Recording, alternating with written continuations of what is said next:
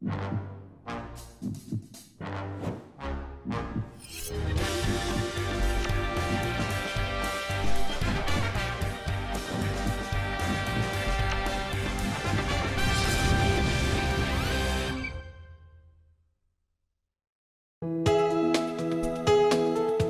방송에서 제공하는 투자 정보는 투자 판단에 대한 조언입니다. 방송에서 제공하는 주식의 가치, 가격 상승 및 가격 하락에 대해서는 방송사에서 보장하지 않습니다.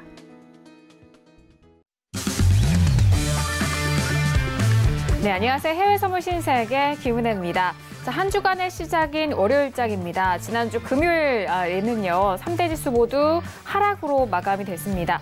경기 침체에 대한 우려감이 계속해서 시장을 짓누르면서 하락으로 마감이 됐는데요. 미국과 유럽에 대한 이 PMI 지표도 좀 급락하는 모습을 보였고, 거기에 미국 국채 장단기 금리 역전 현상이 2007년 이후에 10여년 만에 다시 한번 좀 일어나면서 시장이 큰 충격과 그리고 우려감을 낳고 있는 상황입니다. 자, 지금 현재 구간에서도 지수는 좀 하락 흐름을 이어가고 있고요. 거기에 더불어서 이제 브렉시트 관련된 문제까지도 좀 불확실성을 키우고 있는 상황 속에서 시장이 참 어려움을 겪고 있습니다. 자, 이렇게 다양한 이슈가 있는 오늘 장인데요. 오늘도 신세계 함께 하시면서 여러분들의 해외 선물 전략도 확인해 보시길 바라겠습니다. 자, 오늘도 저희 방송 함께 하시면서 참여하실 수 있는 방법도 활짝 열어놓고 있습니다. 전화와 문자, 그리고 유튜브 실시간 채팅방 통해서도 다양한 의견 접수가 가능합니다. 전화 주실 때는 서울전화 02-3153-2611번, 2612번 두 대의 전화가 준비되어 있고요. 문자 보내실 때는 샵 0082번으로 보내주시면 오늘의 마스터님과 함께 여러분들의 상담도 도와드리도록 하겠습니다. 자, 그리고 저희 방송은 유튜브로도 실시간 시청 가능합니다. 유튜브 들어오셔서 서울경제TV를 검색을 하시면 바로 실시간 시청과 함께 채팅방 활용도 가능하니까요. 많은 시청 부탁드리도록 하겠습니다. 아울러 저희 방송을 통해서 제공된 정보는 투자 판단에 대한 조언입니다. 해당 상품의 가치와 수익률을 보장하지 않는다는 점 유의해 주시길 바라겠고요. 또한 저희 프로그램은 자본시장 통합법 준수하고 있다는 점까지도 고지 도와드리도록 하겠습니다. 자, 오늘 월요일장의 문을 열었고요. 함께해 주실 출연진분들과도 인사 나눠볼게요. 먼저 오늘도 전유진 캐스터와 함께합니다. 네, 안녕하세요. 전유진입니다. 오늘 아래 공포가 덮쳤습니다. 정말 경기 침체인지 많은 분들이 궁금하실 것 같은데요. 네, 오늘 그에 관해서 또 자세한 소식 잠시 후에 전해드리도록 하겠습니다. 네, 오늘도 다양한 외신 소식 전유진 캐스터 통해서 들려드리도록 하겠습니다.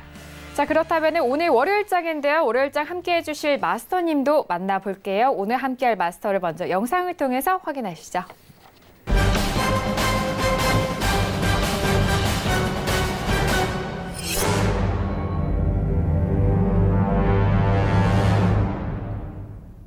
네, 오늘은요, 선재 마스터님과 함께합니다. 마스터님 어서 오세요. 반갑습니다. 안녕하십니까. 네, 반갑습니다. 또 월요일이 왔습니다. 저번 주, 전전주인가요? 그때 좀 홍주스 많이 뛰다가 저번 주까지는 굉장히 오늘까지 해서 그림들이 굉장히 좋았던 것 같습니다. 실제적으로 안전자산, 위험자산 크게 싸우는 게 아니기 때문에 좀 시장은 헷갈릴 수 있으나 그림 자체는 그렇게 매매하기는 어려운 장들이 아닌 것 같기 때문에 수익이 나신 분들은 좀 더 리스크 관리 잘해서 이번 주 추가 수익도 잘 얻으셨으면 좋겠습니다. 네, 알겠습니다.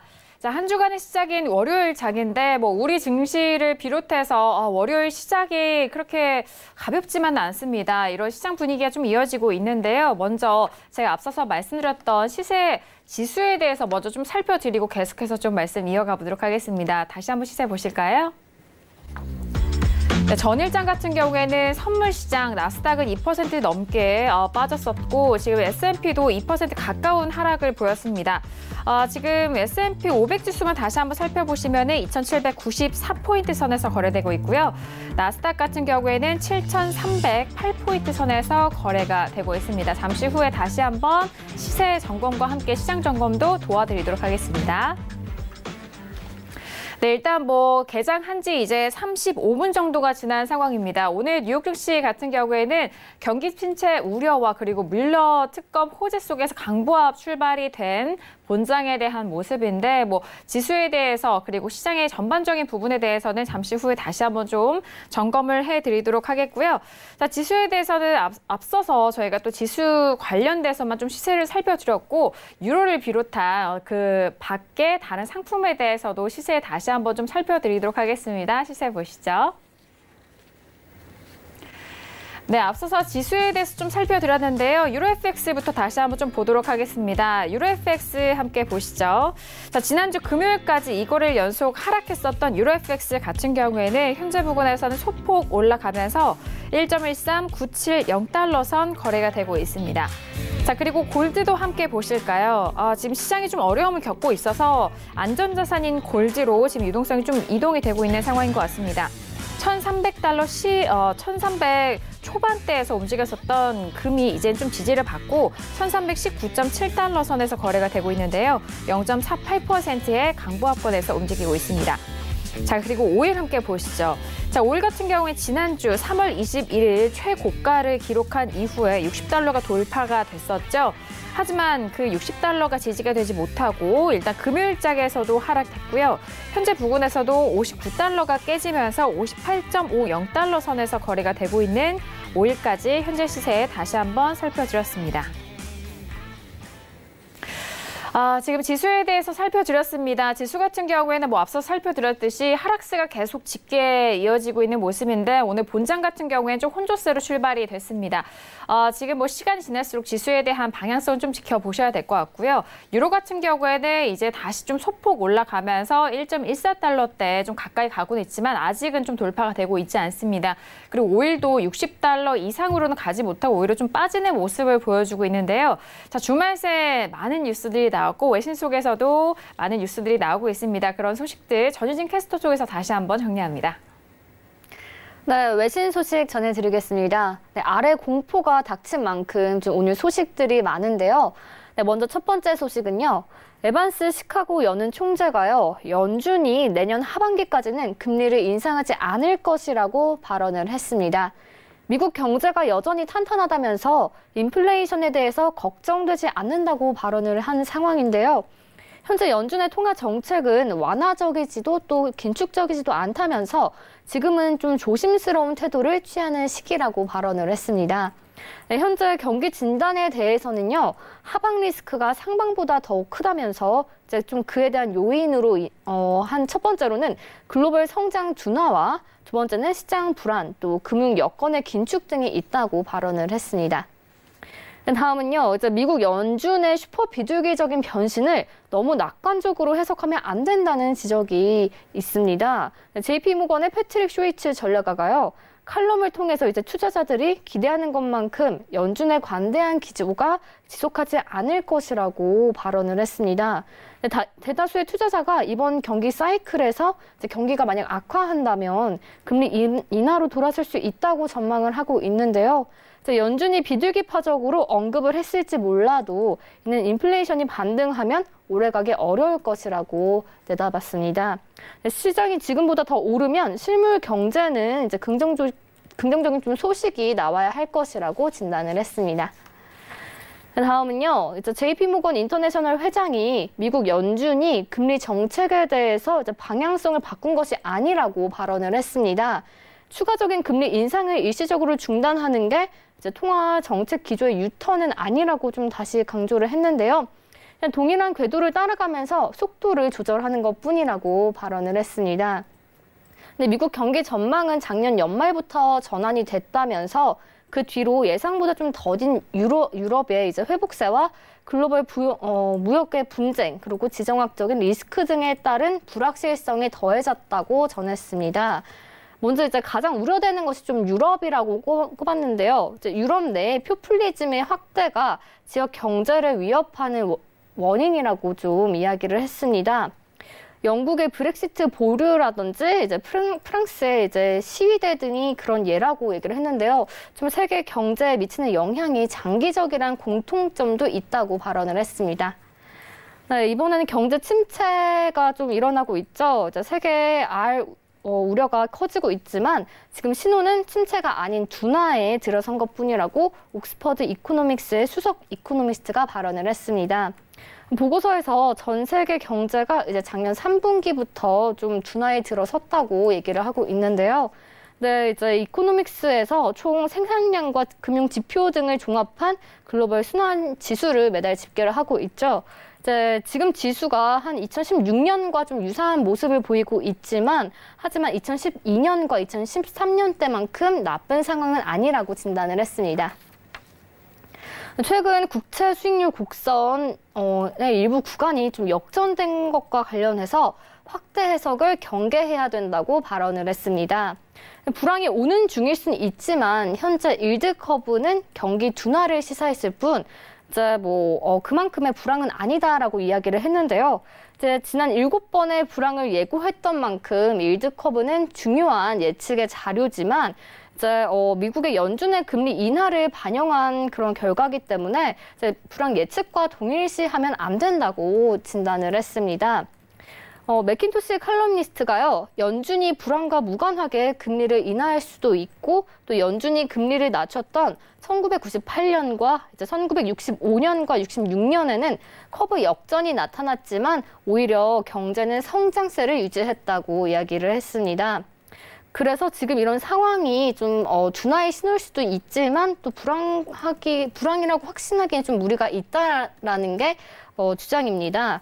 3개월물 금리 산정하는 방법도 여러 가지라면서 이제 기준에 따라서 이제 커브의 역전도 또 뒤바뀔 수 있다고 조언을 했습니다.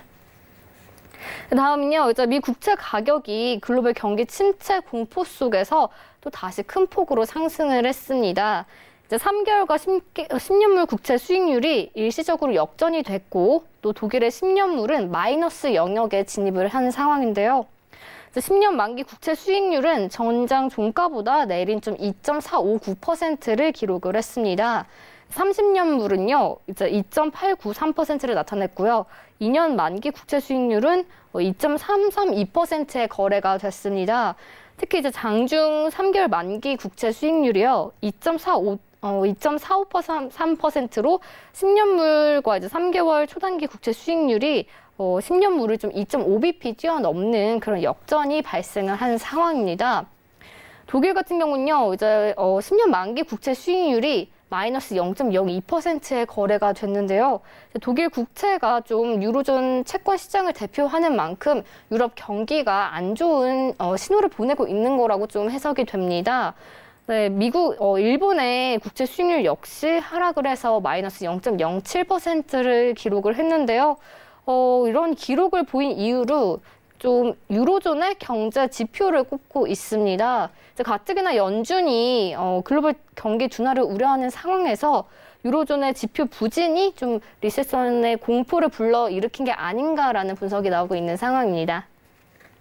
다음은요, 채권 시장에서 발생한 이제 곡선의 역전이 주식 시장에도 경고음을 울리고 있다라는 그런 기사입니다.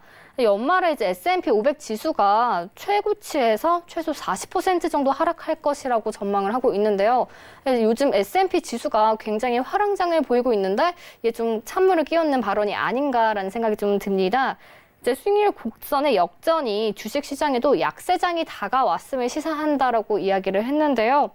미국 주식이 좀 약세를 보이면서 상대적으로 안전 자산인 금의 강세를 예측하고 있는 상황입니다. 네, 다음은요. 아래 공포가 나왔지만 아직 금융시장 전반에 패닉은 나타나지 않았다고 진단을 했습니다. 과거를 보면요. 수익률 곡선이 이제 역전이 된 이후에 좀 주가가 오른 그런 선례가 있는데요. 좀 더 광범위하게 쓰이는 2년과 10년 만기 국채 수익률이 점점 더 역전에 가까워지고 있습니다. 2년과 10년물의 국채 격차가 이제 10bp 정도로 줄었는데요. 1년 전만 해도 한 60bp 벌어진 것에 보면 좀 많이 가까워진 것이 아닌가라는 생각이 듭니다. 이번 주에 이제 연준이 올해 미국 경제 전망을 좀 낮추고 또 올해 금리 동결을 시사를 하니까 채권 트레이더들이 단기 내에 리세션이 가능하다고 보고 지금 좀 국채 수익률을 낮추고 있는 상황인데요. 크레딧 스위스가 발표한 보고서를 보면요. 수익률 곡선이 좀 역전이 되더라도 단기적으로 주식 투자자들은 우려할 필요가 없다고 발언을 했습니다. 역전 이후에 18개월 동안 주가는 실제로 한 15% 정도 올랐다고 이야기를 하고 있는데요. 연준의 볼 스탠스까지 더해져서 이제 리세션이 좀 늦춰질 것이라는 그런 진단이 나왔습니다. 세인트 루이스 연은 총재가요, 미 국채 수익률 곡선의 역전 현상이 좀 일시적이길 원한다고 발언을 했습니다. 이 현상을 무시하면 안 된다고 또 덧붙였는데요. 금리를 내리거나 또 올릴 필요는 없다고 주장을 했습니다. 성장과 고용에 대해서는 여전히 긍정적인 전망을 유지하고 있고 또 미국 경제가 기본적인 전망은 굉장히 이제 낙관적이다라고 이야기를 하고 있는 상황입니다. 2019년은 좀 양호할 것 같다라고 발언을 했는데요. 이제 미국 경제의 최근 약세는 일시적일 거고 2분기부터 연말까지는 성장세가 회복이 될 것이라고 전망을 했습니다. 다음은요, 이제 미국의 국채 금리가 더 내릴 수 있다고 월스트리트 저널이 보도를 했습니다. 원래 국채 금리가 가파르게 하락할 때는 경제에 있어서 좀 나쁜 일이 있을 때지만 현재는 좀 경제 둔화 때문이 아닌 연준 때문인 만큼 하락세가 지속할 수 있다는 그런 발언인데요. 실제로 연준의 회의가 끝난 뒤에 미국의 10년물 국채 금리가 2.43으로 내려갔습니다. 이제 1분기 경제 둔화 신호가 조금 나타나고 있긴 하지만 이는 미 정부의 셧다운 때문에 이제 좀 일시적인 요인에 따른 것이라면서 2주 전에 이제 유럽 중앙은행이 새로운 부양책을 발표를 하면서 상황이 좀 나쁘진 않다라고 발언을 한 상태입니다. 다음은요, 골드만삭스의 발언인데요. 엔화 투자자들은 전략적인 매수 포지션을 잡아야 한다고 조언을 했습니다. 미국 금리 하락세와 함께 엔화는 좀 강세 압력을 받고 있는 상황인데요. 연준의 태세 전환으로 미국 실질 금리가 추락을 해서 일본 투자자에게는 미국 채권과 주식 시장의 매력이 좀 떨어질 것이라고 발언을 했습니다. 다음은요, 예상보다 약한 유로존 경제 지표로 인해서 리세션의 위험이 늘었다고 이제 BKSS이 진단을 했습니다. BKSS 전문가가요, 이제 3월 PMI가 시장 예상보다 좀 약해져서 리세션의 위험이 더 커졌다고 발언을 했는데요. 이에 따라서 ECB가 금리 정상화 과정을 연기할 뿐만 아니라 이를 뒤집을 수도 있다라고 발언을 했습니다. 다시 양적 완화를 시작할 수밖에 없을 수도 있다고 지적을 했는데요. 트럼프 대통령이 자동차 관세 부과 등을 이제 유럽을 좀 위협하는 상황이기 때문에 제조업 활동이 약해진 시점 역시 좀 좋지 않다고 진단을 했습니다. 다음은요, 파운드에 대한 소식입니다. 네, 아시아 외환시장에서 파운드화가 하락을 했습니다. 그 이유는요, 에번스 보수당 의원의 발언 때문인데요. 네, 메이 총리가 세 번째 합의안 표결도 부결될 경우에 이제 사퇴를 해야 할 것이라면서 합의안 대신은 좀 의향 투표를 하면 해법을 찾을 수도 있을 것이라고 발언을 했습니다. 의향 투표가 뭐냐면요, 의회가 주도권을 갖고 실시하는 것으로 하원의 과반 지지를 받을 수 있는 브렉시트 방안을 찾을 때까지 제한된 여러 옵션에 대해서 수차례 투표를 진행하는 것입니다. 현재 브렉시트에 대한 전망이 좀 확실하지 않은 상황이죠. 그렇기 때문에 파운드화가 계속 좀 하락을 하고 있는 상황인 것 같은데요. 네, 브렉시트에 관한 소식도 들어오는 대로 바로 또 전해드리도록 하겠습니다. 네, 외신 소식 다양하게 전달을 해드렸고요. 마지막 브렉시트 관련된 문제는 이제 4월 12일 그리고 내주 내에 이제 합의안에 대해서 또 투표에 대해서 좀 이어진다고 합니다. EU 쪽에서는 노딜 브렉시트를 대비해서 모든 준비를 마쳤다라고 좀 설명을 하면서 13개 영역의 비상대책을 좀 마련했다라는 그런 구체적인 대안을 또 발표를 했는데요.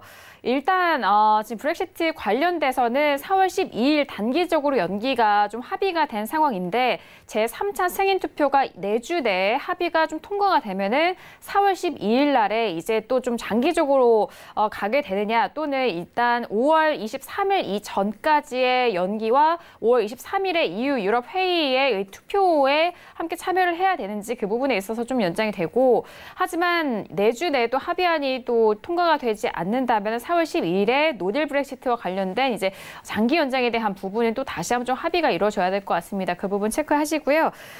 자, 그리고 지금 계속적으로 미 국채 이 장단기 금리 역전 현상에 대해서 많은 또 시장 전문가들이 이야기를 나누고 있습니다. 좀 경기 침체에 대한 이런 시그널이라고 할 수 있는 부분인데요. 자, 거기에 더불어서 지난주에는 PMI 지표가 좀 나쁘게 나왔지만 이번 주에는 GDP 확정치를 비롯해서 무역 수지에 대한 부분과 그런 다양한 지표들이 이제 주 중반 정도에 좀 예정이 되어 있습니다. 수요일과 목요일에 조금 더 압축적으로 몰려 있는데 이 결과에 따라서도 시장에 대한 방향성이 크게 좀 움직일 것 같으니까요. 그 부분도 확인해 보시길 바라겠습니다. 자, 그렇다면 오늘 선재 마스터님과 다뤄볼 이슈도 바로 확인해 볼게요. 오늘의 이슈 먼저 화면 통해서 확인하시죠. 네, 오늘의 이슈입니다. 첫 번째 이슈는요, S&P 500 6월물입니다. 미국의 장단기 금리 역전이 된 상황 속에서 경기 둔화에 대한 공포가 재부상하고 있습니다. 현재 부근에서도 하락하고 있는 지수에 대해서 첫 번째 이슈로 살펴드리도록 하겠고요. 두 번째 이슈는 오일입니다. 5월물입니다. 성장 둔화에 따른 수요 감소에 대한 우려감이 역시 발발이 됐고 추가 상승이 좀 제한적인 상황인데요. 58.33달러까지 떨어지고 있는 오일에 대해서도 두 가지 이슈 오늘 점검해 드리도록 하겠습니다. 네, 바로 첫 번째 이슈 들어가 볼게요. 첫 번째 이슈는 S&P 500을 비롯한 지수에 대해서 살펴볼 텐데요. 지금 나스닥, S&P 모두 떨어지고 있습니다. 마스터님의 업앤다운 의견 확인하고 구체적인 전략도 들어볼게요. 들어봅니다. 하나, 둘, 셋. 다운입니다. 많은 분들이 궁금해하실 것 같아요. 선재 마스터님의 시장 뷰 어떻게 보실까요? 네. 자, 저번 주 월요일 날 말씀드렸죠, 여러분들. 나스닥하고 S&P 지수가 내가 예상한 것보다는 좀 더 많이 올라온다. 대신 S&P 500 기준으로 2870 지수 저항까지를 올려놓고 매수로 그다음에 거기서 매도를 잡겠다. 이렇게 말씀드렸습니다. 저번 주 월요일 날 그렇게 말씀을 드렸고요. 그래서 2866 지수까지 올라왔었습니다. 그래서 저희가 좀 덜 올라왔지만 굉장히 횡보를 띄어서 매도를 치기 시작을 했고요. 그다음에 성공적으로 매도를 먹기 시작을 했었습니다. 그래서 오늘 오전까지 한마디가 끝났는데 추가적인 반등 이후에 매도는 있다. 그래서 사실 아침에 이제 마이크를 잡고 이 구간에서 매도를 드렸습니다. 근데 리딩 오기 전에 그림들이 크지 않아서 중간에서 익절을 잡고 끝내시고 그다음에 바로 매도 쫓아가는 거는 우선 익절을 하신 분들이 그대로 홀딩하는 건 괜찮으나 아무래도 부담이 되기 때문에 좀 더 기다렸다 재매도를 치자 이렇게 말씀을 드렸고요. 그래서 오늘 신규로 매도 쫓아가는 건 사실 저 역시도 약간 부담이 됩니다. 물론 크루드오일 지수 다 계약수를 갖고는 있지만 매도를 홀딩하고는 있지만 신규 쫓아간 건 좀 부담스럽다고 말씀드리겠고요. 일봉상에서 그러면 그림이 이렇게 보겠습니다. 우선 이 구간에서 매수를 이 자리까지 열어놔서 매도를 친다 그랬고요. 오늘 2771 지수 진입 근처까지를 매도로 여십니다. 그리고 최종적으로는 2640 지수 초반까지를 앞으로 매도를 추가적으로 열라고 말씀을 드리겠습니다. 그래서 2770 지수 부근에서는 매도 쫓아가지 마시고요. 일본 그림이기 때문에 아직 많이 남았지만 중요한 건 그렇습니다. 우리가 오전에 끝내고 이렇게 봤거든요. 여기서 매도를 보고 그다음에 오전에 매수를 드렸고 매도를 치라고 그랬고 수익이 많이 난 사람들은 물량을 줄여서 홀딩하는 전략에 분할 대비고 그다음에 나머지 분들은 저가를 바로 못 깰 가능성이 높기 때문에 얘네들 출렁거린 다음에 하루 이틀 운 좋게 올라오면 그때 재매도를 대기하시라. 이렇게 말씀드렸기 때문에 이걸 인지하고 대비하시라고 말씀드리겠고요. 그다음에 한 파동은 여기서 끝날 거라고 미리 말씀을 드렸는데 나스닥 기준으로 저희 방은 이제 사인을 드렸죠. 그래서 얘네들 이 구간에서 한 번은 끝나서 반등을 준 다음에 여기서 오늘 재매도 드렸다는 거죠. 추가적인 그림이 있으나 오늘 바로 빠지기가 어려울 가능성이 높다 이렇게 판단하고 있습니다. 그래서 매도를 끌고 가신 분들은 물량을 줄이셔서 그대로 홀딩하시고 윗구간에다가 분할 좀 대비하시고 끌고 가시고요. 그 다음에 무포자 분들은 좀 매수 반등을 기다리셨다가 추가 매도를 보시라고 이렇게 말씀드리겠습니다. 그래서 저희가 항생 기준, 국선 기준, 나스닥 기준 이런데 이번에 국선도 그랬죠. 284 지수까지 반등, 매수 노려놓고 거기서 매도를 드렸는데 야장 때 걔네들이 또 머물고 있어서 그 자리부터 끌고 오는 구간들이었습니다. 그래서 얘네들 지수도 그렇고요. 국선도 그렇고 추가 그림들이 있습니다. 근데 국내 선물도 지금 중요한 자리 멈춰 있는 상태에서 반등을 줬다가 빠질 거냐 아니면 그냥 빠질 거냐 그걸 고민하는 단계이기 때문에 그냥 매도 홀딩하고 계신 분들은 그대로 홀딩해서 국내 선물을 273 지수까지 우선 끌고 가시고요. 그 다음에 무포자분들은 좀 아쉽더라도 반등을 좀 더 기다리셨다가 좀 운도 좀 있어야 되겠죠. 우선은 기술적으로는 바로 빠지는 것보다는 혼주세를 뛰다가 한번 반등할 수 있는 가능성들이 좀 있습니다. 그래서 그걸 좀 더 기다리셨다가 재매도를 보시라고 말씀드리겠고, 그다음에 신저가에서의 단타 반등 되돌림 괜찮으나 그거는 아무래도 분석이 제대로 되지 않거나 대응이 잘못됐을 때는 좀 어려움이 있을 수 있죠. 그래서 그거는 오히려 미장이 다 끝나고 내일 추가적으로 빠진 그림이 없다면 그때 부합을 보시고 반등 기다렸다가 추가 매도를 노리시라 이렇게 말씀드리겠습니다. 기준은 S&P 기준으로 2770 지수, 2771 지수죠. 그 다음에 장기적으로 2640 지수까지 여시라 이렇게 말씀드리겠습니다. 알겠습니다. 지금 뭐 뉴욕 증시에 대한 부분, S&P에 대한 부분도 짚어드렸고, 그리고 관련돼서 국내 증시에 대한 국내 선물까지도 좀 살펴드렸습니다. 지금 뭐 S&P 같은 경우에는 지난주 월요일장에 항상 또 월요일에 함께 하시니까요. 그 의견과 좀 복귀와 연결된 흐름을 또 말씀해 주셨는데, 그렇다면 지금 매도적인 측면 진입 포인트를 잡는다면 어느 정도가 좀 좋을까요, 마스터님? 신규 진입에 대해서요. 신규 진입이요? 네네. 사실은 오늘 자리를 드리고 왔는데 한번 매도를 치고 재매도 무서우신 분들은 익절하고 재매도 되게 하라 했는데 얘네들이 더러워가지고요. 근데 우선 이렇습니다. 뭐 쫓아가고 싶은 심정은 않아. 그냥 기본적으로 얘네들은 우선 얘네들이 보합이기 때문에 오늘 얘네들 주력 매도를 드린 거거든요. 근데 얘네들을 이렇게 해치다가 저가 급락을 주지 않으면 얘네들은 7440 지수 위를 기다리셔야 된다고 봅니다. 저도 약간 지금 걸어놓은 게 있었는데 그게 7460 지수인지 7440 지수인지 좀 헷갈립니다. 하지만 지금 분석하는 결과로 봤을 때는 아직은 이게 혼조세가 짙고요. 이 구간들 아직 짙고 그다음에 추가적인 싸움들이 일어나서 그건 확인해야 될 내용들이기 때문에 아마 이런 패턴이 나올 겁니다. 저가를 배팅을 들어갔는데 걔네들을 무너뜨리지 못하잖아요. 그러면 얘네들 중간 되돌림까지를 다시 볼 겁니다. 그래서 7440 지수까지를 우선 좀 기다리시고요. 정 모르겠다 하신 분들은 뭐 톡스타 오셔가지고 제가 그때그때 매일 시황을 드리기 때문에 그 시황에 맞춰서 하시던지 아니면 포지션 뭐 질문을 하시던지 그게 좀 더 정확할 것 같고요. 지금은 이 그림에서는 바로 단정 짓기 어렵고 여기서 추가적인 움직임을 봐야 됩니다. 단 오늘 제가 하지 말라는 건 이거였습니다. 저가에서 신규 추가 매도 쫓아가지 마라. 그래서 이 마디에서 혼주세를 많이 들 거냐, 들고 난 다음에 추가 매도를 볼 거냐, 아니면 여기서 바로 빠질 수 있을 거냐인데 오늘 아시아 시장에서 막 시작됐었잖아요. 여기서 시작돼서 저가를 낮춘 다음에 얘네들 보합을 띄고 있는 거죠. 그렇죠? 막 시작된 다음에 얘네들이 급등 이후에 급락을 한번 줬단 말이에요. 그래서 혼조세에서 머물고 있기 때문에 여러분들은 지금 오늘은 얘네들 이 구간들 박스 매매가 유리하다고 보시면 됩니다. 그래서 제가 딱 하나 시킨 게 저가에서 신규 매도를 쫓아가지 마라. 우선은 아쉽더라도 매도를 보고 싶으면 기다리시라. 그리고 그 자리는 7440 지수 정도는 돼야지 마음이 편하겠다. 그래서 걔네들을 기다리고 뭐 오전에도 그랬습니다. 여기서 단타 매수를 계속적으로 보고 끌고 가서 이 자리 오면 매도를 한번 치고 그다음에 바로 빠질지 아직 확인이 안 되기 때문에 그다음에 재매도는 그냥 여유 있게 좀 기다리자 이렇게 말씀드린 거기 때문에 저도 여기서 혼조세를 좀 더 본다는 이야기죠. 똑같습니다. 오전과 똑같이 매도 쫓아가는 게 부담스럽기 때문에 부담된다는 건 말 그대로 기술적으로 바로 빼기가 어려운 구조라는 이야기입니다. 그래서 아직은 혼조세를 좀 보시고 그다음에 좀 윗구간들 기다리시라. 그래서 분봉상에서 아직 멀잖아요. 그렇죠. 뭐 세력들은 이러겠죠. 이 구간들을 오전 중에 막았단 말이죠. 그래서 이렇게 빠지다가 이게 바로 매도로 빠지지 않아서 지금 혼조세를 들고 있는 거죠.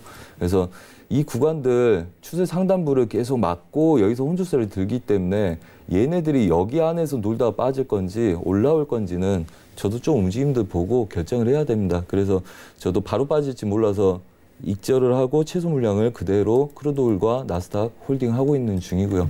그래서 좀 더 기다리셔서 다시 재질문하시면 좀 더 정확할 것 같고 뭐가 됐든 S&P 기준으로 추가적인 매도를 보기 때문에 아직 끝난 게 아니고 오늘 단기적으로 오전 중에 아시아 시장에서 매도를 치다가 실패했기 때문에 혼조세 들고 있는 구간이다. 그래서 변곡 자리보다는 반등 매도의 추가적인 롱포를 기억하시라 이렇게 말씀드리고 싶습니다. 네, 알겠습니다. 현재 저점에서 추가적으로 매도를 좀 따라가지 마시고 일단 좀 반등을 좀 기다려 보시고 신규로 매도 진입하실 때는 항상 그 부분을 주의하셔라라는 그런 말씀이시고요. 7,400 초반 라인인 것 같아요. 초중반 라인에 대해서 좀 기다리셨다가 매도적인 측면으로 신규 접근해 보시길 바라겠습니다. 자, 일단 나스닥을 좀 기준으로 매도에 대한 진입 포인트를 좀 먼저 전달을 해드렸고 지금 지수 같은 경우에는 지난주 금요일장 워낙 큰 폭의 좀 하락세였고 이번 한 주간 좀 기다리는 시장 안에서도 마냥 또 다시 반등에 대한 기대감만 갖기에는 어려운 시장이 아닐까 싶습니다. 외신 쪽에서는 추가적으로 어떤 소식 나오고 있는지 다시 한번 전유진 캐스터 통해서 정리해 볼게요. 네, 지금 속보로 나온 기사인데요. 네, 골드만삭스의 입장입니다. 골드만삭스가 얘기를 하기에 좀 진정해라. 이제 아직 그래도 세계 경제가 괜찮다라고 이야기를 하고 있습니다. 네, 지금 지난 일요일에 좀 독일의 데이터가 안 좋게 나오자 많은 매수세가 나왔다고 얘기를 하는데요. 그래도 좀 이렇게 하락하는 그런 지표 중에서도 아직 그래도 글로벌 경제 성장세는 아직까지 성장해 있다라고 이야기를 하고 있습니다. 지금 좀 경제 악화되는 요인이 독일과 중국으로 꼽았는데요. 하지만 그래도 좀 위험 자산이 still attractive라고 얘기를 하고 있어요. 아직 매력적이다라고 얘기를 하고 있는데요. 이제 좀 더 좋은 그런 상황은요. 브렉시트라든지 미중 무역 협상이 좀 잘 해결되면 아마 좀 경제에 좋은 영향이 있을 거다라고 이야기를 하고 있습니다. 그리고 또 이제 지금 이렇게 반응하는 건 좀 과잉 반응이다라고 얘기를 하고 있는데요. 또 좀 계속 좋겠다라고 이야기를 하고 있습니다. 지금 뭐 PMI라든지 좀 유럽 쪽에 지수가 좋지 않지만 그래도 여전히 경제는 성장세에 있다라고 이야기를 하고 있습니다. 그렇기 때문에 이제 어떻게 될지는 조금 더 자세하게 지켜봐야 될 것 같습니다. 네, 알겠습니다. 지금 뭐 골드만삭스 쪽에서는 이 침체에 대한 부분보다는 뭐 괜찮을 것이다라는 무게감을 좀 두고 있는 상황인 것 같은데 같은 의견으로 옐런 전 의장이죠. 의장이 또 말을 이어갑니다. 미 국제 장단기 금리 역전이 경기 침체 시도는 좀 아닐 것이다라고 자신의 의견을 좀 표명했는데 이 부분 같은 경우에는 좀 플랫이 이어질 뿐 이 부분에 대해서는 뭐 기준금리를 인하할 필요에 대한 신호가 될 수는 있지만 장기적으로 좀 경기 침체에 대한 부분을 뭐 시그널은 아닐 것 같다라는 그런 분석, 자기 의견을 좀 내놨는데 지금 뭐 국채 이 수익률에 대한 일드 커브에 대해서 상당히 좀 시그널로 보는 그런 분석이 많기 때문에 한편으로는 이렇게 옐런 의장과 골드만삭스 쪽의 의견도 있고 또 다른 의견을 이제 또 경기 침체에 대한 시도로 좀 받아들인 부분도 있는데 마스터님의 의견은 어떠신지 궁금하네요. 네. 네, 시장들 의견들 엇갈릴 거라 봅니다. 제가 뭐 말씀드리고 싶은 게 있는데 그 유로 차트 한번 같이 볼까요?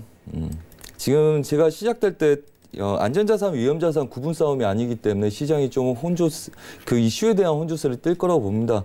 한마디로 지금 달러 인덱스가 제공되지 않기 때문에 유로를 뒤집어서 일봉상으로 큰 그림을 볼게요. 자, 이게 저번 주에 그어놓은 겁니다. 그렇죠? 그래서 얘네들이 밀렸다가 유로가 반등되는 거 보는 거죠. 자, 그러면 뒤집으면 달러 인덱스입니다. 달러 인덱스가 100달러 부근에 와 있습니다. 제가 2018년 초에 말씀드렸죠. 95달러 이상 찍을 거고 97, 8달러를 갈 건데 100달러를 건드릴 수 있으나 안착하지 못한다. 그래서 거기서부터는 반드시 되돌림 본다. 그렇다면 얘네들이 97.8070 이렇습니다. 그리고 지금 아랫 구간들이 지지력을 받고 있는데 달러는 앞으로 추가 매도입니다.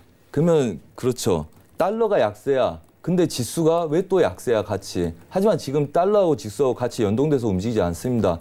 지수가 강한 상태고 그다음에 그래서 안전자산, 위험자산 구분해서 움직이지 않는다는 거죠. 그 증거가 하나가 저희가 그때 말씀드렸죠. FOMC 금리 인상이 어떻게 되든 골드는 매수 배팅 들어갈 가능성이 높다. 예? 그래서 지금 얘네들은 그랬죠. 실제적으로 달러가 약하든 강하든 골드 안전자산에 대한 대체로 골드를 선택하는 거고요. 그 다음에 달러가 강해서 지수가 약해진다. 이렇게 돼도 골드는 선택하게 되는 거죠. 그래서 저번 주 오차를 보시면 유로가 곡절을 높이지 않고 매도를 쳤을 때 골드는 항상 상단부를 치고 내려오는 골드 매수세가 강한 움직임들을 보였습니다. 지금도 똑같죠. 매수로 빠졌다가 혼조세를 띄고 있는 오늘 분봉상에서 보합도 보셔도 똑같습니다. 얘들은 골드 치고 유로가 치고 나서 혼조세를 들고 있으나 매수 쪽으로 많이 못 가고 있죠. 골드는 이미 고가 근처에 와 있죠. 그래서 이건 뭐냐면 달러는 매수로 가기가 부담됩니다. 그래서 달러 약세면 지수에 유리한 입장이 돼야 되는데 실제적으로 안전자산, 위험자산 구분해서 움직이지 않을 시황이다, 앞으로. 그래서 앞으로는 지수를 제가 좀 더 체크하라고 말씀을 드렸습니다. 한마디로 시장에서는 뭐 지수에 대한 유력한 건 그렇죠. 달러가 추가 강세가 뛰기 어려울 거기 때문에 지수에 대한 급락보다는 지수를 받쳐주는 혼조세의 상단부에서 매물이 쏟아져 나오는 정도의 그림일 거다, 이렇게 예상하는 거라고 말씀을 드리겠고요. 뭐 이런 내용하고 같습니다. 저번 주에 뭐 외신 쪽하고 그쪽 이제 그분들이 분석할 때는 채널을 보기 때문에 뭐 3,220 지수 뭐 거기까지 올려놓은 거 저는 2,870 지수 저항 보고 매도 치면 된다고 보기 때문에 얘네들은 그렇다면 여기까지 온 다음에 얘네들이 다시 고가를 높일 거냐는 또 분석을 하고 움직임들 파악하면서 결정을 해야 되겠죠. 그 장기적인 플랜에서는 아직 지수가 완전하게 매도로 급락할 거라고 저도 보고 있지 않는 거죠. 이 구간에서 혼조세 뛴다고 보고 있는 거지.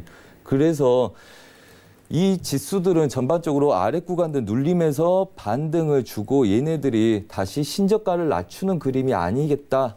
뭐 이 정도로 이해를 하시면 되고, 그다음에 전반적으로 달러가 추가적인 강세를 도모해서 같이 갈 수 없기 때문에 이거는 매수 올라간 아이들의 뭐 3분의 1 지점이나 절반 정도의 되돌림 구간들이기 때문에 뭐 그것도 맞는 말이라 뭐 이렇게 보시면 되고요.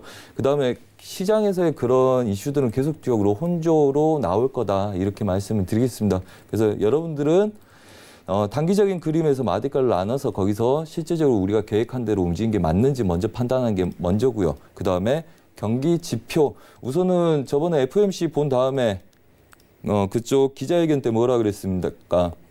아직은 아니다. 그래서 내년 영해로 하고 그다음에 좀 더 지켜보는 게 좋겠다. 그러면 우리나라 금리 인하해도 되지 않냐? 아니다. 우리도 지켜보자. 한마디로 지표 경제를 예의주시하겠다는 이야기죠. 그래서 여러분들은 한 2, 3일 내외의 짧은 구간들, 그림들 보시면서 그다음에 계획했던 그림대로 흘러가는지와 그다음에 경기지표 시간 일정에 맞춰서 한 번씩 체크하는 매매에 좀 더 집중하시라, 이렇게 말씀드리고 싶습니다. 네, 알겠습니다. 지금 모든 시장 참여자가 이야기하고 있는 미국채 장단기 금리 역전 현상에 대한 부분을 또 손재 마스터님의 뷰로 또 함께 풀어드렸고요. 많은 참고가 되셨길 바라겠습니다.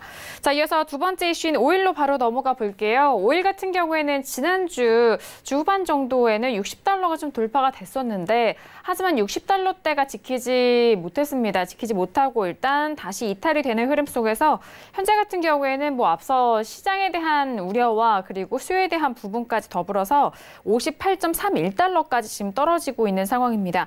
마스터님의 업앤다운 의견 확인하고 구체적인 전략도 다시 한번 들어볼게요. 자, 들어봅니다. 하나, 둘, 셋.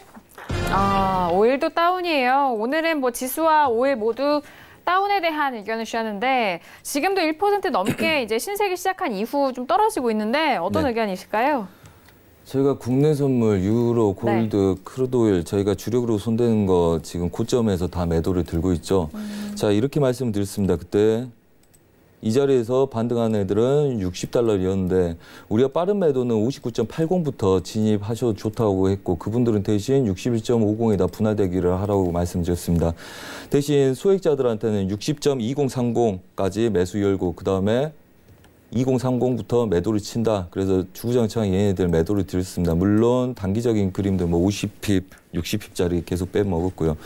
그래서 우선은 얘네들 매도를 60달러까지 우선 매수로 열고 그다음에 60달러면 얘네들은 57.10, 한마디로 57달러 확인하는 걸 연다고 말씀드렸습니다. 대신 매수로 오는 게 지지부진해서 중간에 59.60 깨는 거 배팅을 드렸고 그다음에 58점 중반짜리 목표를 드렸죠. 자, 오늘은 주력이 58.95짜리라고 오전 중에 사인을 드렸습니다. 그래서 얘네들 드렸는데 우선은 이 구간에서 빨리 안 빠질 것 같고, 저도 생방송으로 하러 와야 돼서 80까지 작은 구간 그냥 뭐 얼마 안 되는 구간만 드렸고 재매도는 아직 뭐 지수하고 같습니다. 이렇게 혼조세 뛰다 다시 반등 여력이 있을 수 있기 때문에 그건 좀 확인해야 될 단계라서 우선 59.5 위에서 소액자들이나 두려운 사람들은 거기서 재매도를 대기하시고 그거 놓쳐버리면 57달러 지지력에서 제가 앉아있을 때 리딩 드릴 때 같이 하면 되시겠다 이렇게 말씀드렸고요. 그래서 60달러 이상부터는 매도를 적극적으로 치자 해서 며칠 동안 끌고 왔습니다. 계속적으로 빼먹으면서. 그래서 그대로 홀딩하고 있고 그리고 뭐 최소 물량으로 줄인 상태에서 추가 매도를 보는데 걔네도 목표 57.10대 한마디로 지수하고 지금 같죠. 오늘 여기서 오전 중에 마무리를 하고 한번 매수를 드렸고 매도를 쳤는데 얘네들 바로 완전하게 뺄 수 없을 수 있기 때문에 소액자들은 좀 더 위에서 기다렸다가 지수처럼 다시 치자는 이야기고요. 한마디로 바로 빠질 수 있기 때문에 매수를 계속 길게 들고 있는 건 별로 추천하지 않고요. 매수를 스윙으로 잡겠다 하신 분들 57달러 지지력 기다리라고 말씀을 드렸고 그다음에 좀 이렇게 마음이 심약자 분들은 59.50대 이상을 우선 기다려서 다시 재매도를 노리라 이렇게 말씀드렸습니다. 그래서 오늘 좀 기다리는 구간들이 좀 멉니다. 근데 실제적으로 저희가 1, 2주 전부터 다 예상했던 그림들이고 여러분들이 뭐 돌려보시면 알겠지만 그리고 리딩 들으신 분들은 알겠지만 정확히 하루 이틀 전에 다 계획을 잡아서 끌고 온 거기 때문에 지금 굉장히 어중간한 구간들이죠.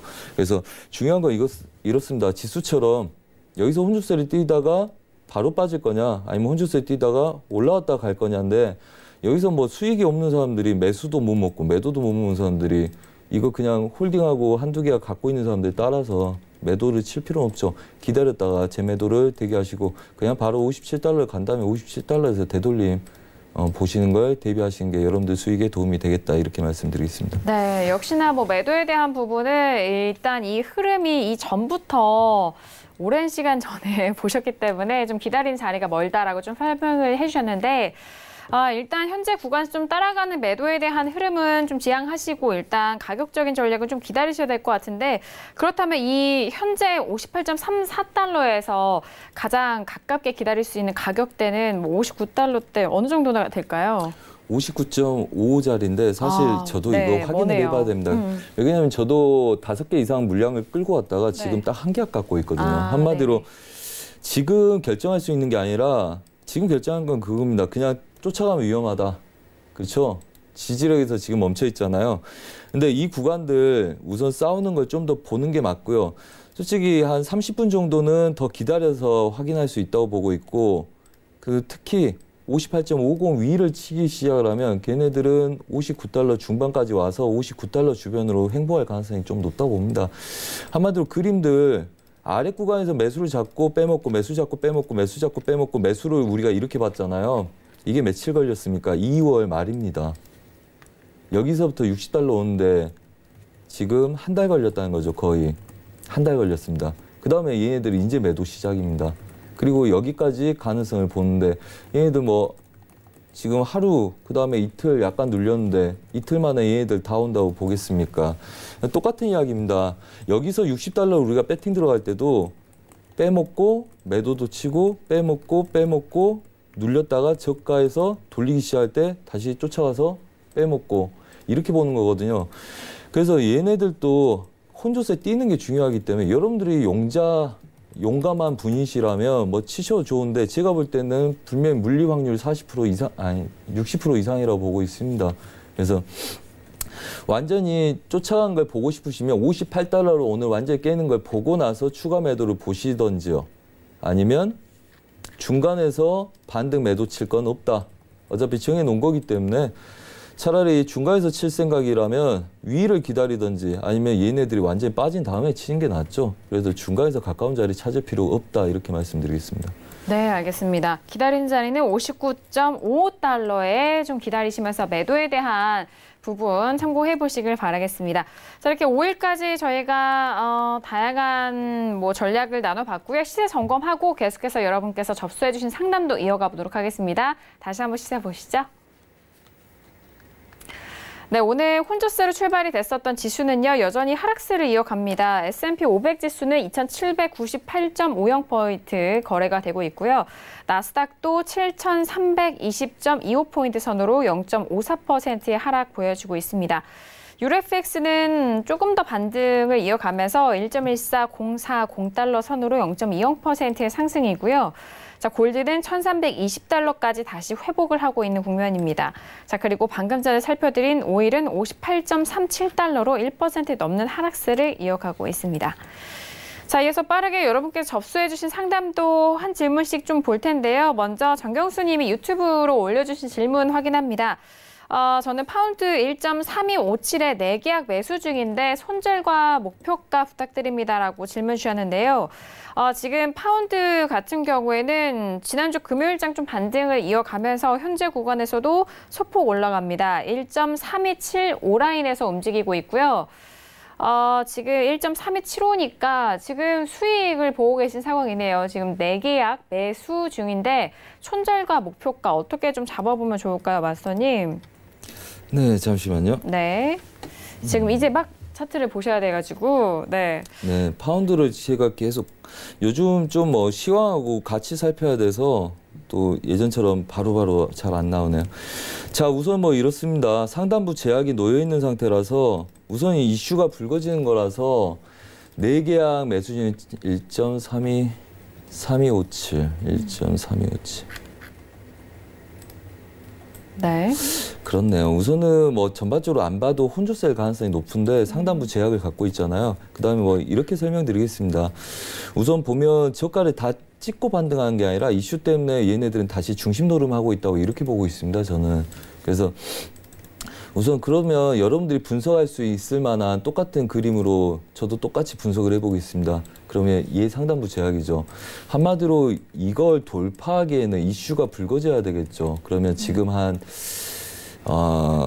제 입장에서는 한 3계약 정도는 매수를 익절하는 게 맞다고 보고 있고요. 네. 그다음에 시청자분 그 개인들 욕심에 의해서는 아직 이게 무너지기 전까지는 한 2계약 이상 홀딩하는 게 맞겠죠. 그래서 네. 제가 볼 때는 이 구조 내에서 중심 이상, 그러니까 이렇게 보고 중심 이상 1.3280대 부근에서는 절반 이상 물량을 줄이시고 보시는 게 좋다. 그래서 알겠습니다. 이 그림이 항상 맞다고 말씀드리지 않습니다. 하지만 이런 상단부 제약을 우리가 돌파하는 걸 굳이 볼 이유는 없다. 그걸 보려면 저거 뚫는 걸 보는 게 아니라 아래 구간 지지력이 정말 강하게 잘 지켜주고 매수 배팅이 들어오는지를 봐야 되는데 그거는 좀 물량 계약수를 조정해서 항상 봅니다. 저도 그렇고요. 그래서 초기 물량을 늘려서 쭉 빼먹고 그다음에 밀려도 수익으로 마감할 수 있게 보는 거기 때문에 그림은 누가 봐도 똑같을 겁니다. 이거는 기본적인 그림이기 때문에 이 구간들 1.3240대 무너지지 않으면 홀딩해도 좋다. 하지만 그림상으로 우리가 얘네들 저항을 강하게 보지 이런 그림들 뚫고 가는 걸 많이 보지 않습니다. 확률은 30% 미만이라 보기 때문에 그래서 아직은 혼조세를 띄고 있기 때문에 좀 더 욕심이 되시면 이 구간 안에서 적어도 한 계약에 적어도 저는 2계약이 좋다고 봅니다. 알겠습니다. 2계약을 정리하시고 그냥 익절을 아래다가 하나 잡고 추가적으로 보고 싶으시면 그거 하나만 갖고 그래서 2계약 정리하시고 익절 잡으시고 아래다가 마무리하실 걸 대놓으시고 그대로 홀딩 하시는 전략 보시라 이렇게 알겠습니다. 말씀드리겠습니다. 자, 워낙 파운드는 좀 시황적으로 좀 보셔야 될 것 같고 한 2계약 이상 좀 정리하시고 좀 보시길 바란다라는 의견이었습니다. 자, 이어서 빠르게 골드 질문 갈 텐데요. 시간 관계상 좀 빠르게 넘어가야 될 것 같아요. 골드를 1,330달러 근처에서 매도 관망 중인데 매도로 접근하려는 이 계획 어떻게 좀 보실까요? 네, 좀 기다리시는 게 좋을 것 같고 차트 한번 같이만 보여주시면 좋겠습니다. 우선 기다리시고 이렇게 말씀드리겠습니다. 유로하고 같이 보시고 1.14200대 유로 올 때까지는 좀 기다리시기 바랍니다. 그래서 오늘 유로가 이 자리까지 칠 거라고 예상을 하고 있고요. 아직 좀 덜 왔고요. 그다음에 일봉상 그림 보여드리겠습니다. 골드는 좀 오차가 날 것 같은데 우선은 1330달러 미치지 못한 자리 1328달러 저항들 강합니다. 그래서 저는 얘네들 전체적으로 보합 보고 있습니다. 보합 혼조세. 그렇기 때문에 지금 매도 치다가 물리셨으면 약간 하루 이틀을 좀 더 기다려 보시는 게 낫고 굳이 물량 늘리지 마시고 기다려 보시면 됩니다. 우선은 얘네들 뭐 매수에 그다음에 매도에 우리 혼조세 해서 얘네들은 단타 말고는 지금 손은 대 있고 있지 않거든요. 그래서 지금 좀 물리더라도 지금 버리기에는 너무 늦어버린 상태고요. 우선은 좀 더 기다리셨다가 다시 혼조세로 돌아오면 그때 좀 탈출하는 방법들 강구하시라 이렇게 말씀드리겠고 좀 더 자세한 거는 톡스타에서 질문해 주시면 자리값들 정확하게 찝어드리도록 하겠습니다. 네, 알겠습니다. 자, 지금 골드 질문까지 이어갔고요. 외신 소식도 빠르게 마지막 소식 들어볼까요? 네. 네, 지금 경제 침체의 유일한 탈출구로 좀 미중 무역 협상을 보는 만큼 어떻게 진행이 되고 있는지 궁금하신 분들 계실 것 같은데요. 근데 지금 아직 좀 난관이 많다고 미중 무역 협상 중에 좀 아직 논의할 게 많이 남았다고 미 전 재무장관이 얘기를 했습니다. 지금 계속해서 좀 워싱턴과 베이징에서 진행이 되고 있는데요. 생각보다 조금 더 길어지는 것 같다라고 발언을 하고 있습니다. 아직 여전히 좀 협상할 게 많이 남았다고 얘기를 하는데요. 또 한 번에 다 해결될 거라고 생각은 하진 않지만 그래도 여전히 진전은 있다라고 발언을 했습니다. 그리고 huge uncertainty라고 얘기를 했는데요. 아직 불확실성이 좀 많은 걸로 보입니다. 그래서 이제 지금 미국의 무역 협상단이 이제 중국에 목요일에 갈 것 같고요. 또 이제 중국의 협상단들이 워싱턴에 4월에 올 것으로 예상이 됩니다. 하지만 아직까지는 많은 것이 좀 남았다면서 어떻게 될지 좀 지켜봐야 된다고 하니까요. 네, 더 자세한 소식들 나오는 대로 또 전해드리도록 하겠습니다. 네, 알겠습니다. 미중 무역 협상 관련된 내용들 참고하시고요. 오늘 함께해 주신 두 분과는 여기서 인사 나누도록 하겠습니다. 오늘 두 분 말씀 감사합니다. 네, 오늘도 다양한 소식들 여러분들과 함께 도와드렸습니다. 말씀드린 내용에 대해서는 투자 판단에 대한 조언이고요. 해당 상품의 가치와 수익률을 보장하지 않습니다. 또한 저희 프로그램은 자본시장 통합법 준수하고 있다는 점까지도 다시 한번 고지 도와드리도록 할게요. 오늘 저희가 준비한 소식과 내용은 여기까지고요. 저희는 내일 이 시간 11시에 다시 돌아오도록 하겠습니다. 함께해 주신 여러분 오늘도 고맙습니다.